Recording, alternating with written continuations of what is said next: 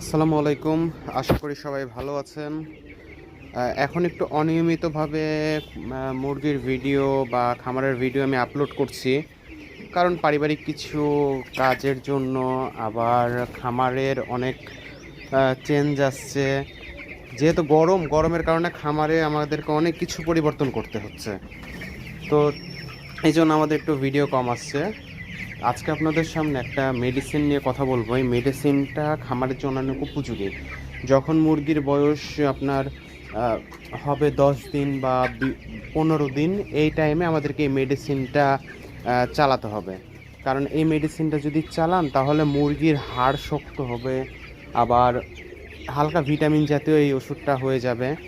এমনকি এই ওষুধটা খাওয়ালে মুরগির খাবারের রুচি বাড়বে। কোনো সমস্যা থাকলে সেটা মানে হাড়জনিত বা প্যারালাইজড বা প্রতিবন্ধীজনিত কোনো সমস্যা থাকলে সেগুলো সমাধান হবে। এইটা হচ্ছে ওই মেডিসিন। এই মেডিসিনটা আপনার নিঃসন্দেহে খাওয়াই যেতে পারেন। এই মেডিসিনটার অনেক মানে উপকারিতা।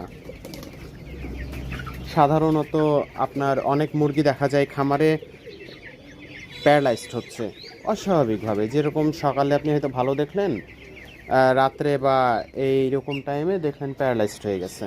তো এই সকল সমস্যা পূর্ব থেকেই এড়ানোর দরকার। তো ভিটামিন B1 B2 একটা কোর্স করতে হবে। তো এই কোর্সটা যদি আপনি করেন তাহলে এই সমস্যাগুলো হবে না, সহজে প্যারালাইজড হবে না।